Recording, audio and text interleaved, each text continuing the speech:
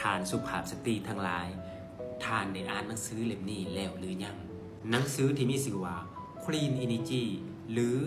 พลังงานแห่งราชนีวิธีวางตัวให้เป็นนางพญาบอกได้เลยว่าถ้าทานได้อ่านหนังสือเล่มนี้แล้วจะกลายเป็นคนที่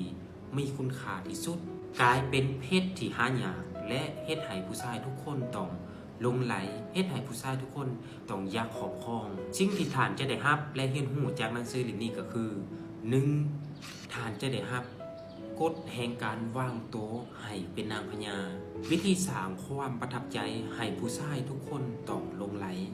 วิธีหยุดเป็นของตายให้กลายเป็นของที่ล้ำค่า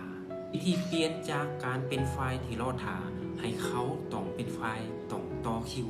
2. ท่านจะได้รับจิตวิทยาในการสื่อสารและการเป็นผู้คุมเกม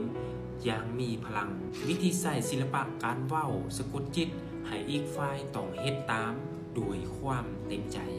และวิธีการสื่อสารที่เฮ็ดให้เขารู้สึกว่าท่านเป็นคนที่สำคัญที่สุด 3. ท่านจะได้รับวิธีสร้างมูลค่าให้กับตัวเอง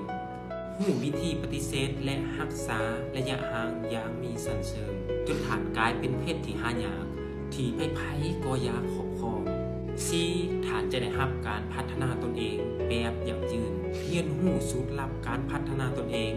จากคลีโอพัตตราเพื่อเปลี่ยนฐานให้กลายเป็นคนที่เว้าหยังไผก็เสือและหยังไปไสไผก็ฮักและยังมีเทคนิคอีกหลากหลายที่ทรงพลังที่ท่านสามารถคัดลอกเอาข้อความหรือเนื้อหาจากหนังสือเล่มนี้ไปนำใช้กับชีวิตจริงได้ทันทีเลยสามารถสั่งซื้อได้อยู่ในใต้คอมเมนต์และถ้าท่านได้กดติดตามและกดแชร์ออกไปแล้วสั่งซื้อหนังสือเล่มนี้ท่านจะได้รับส่วนลดทันที 100,000 กีบ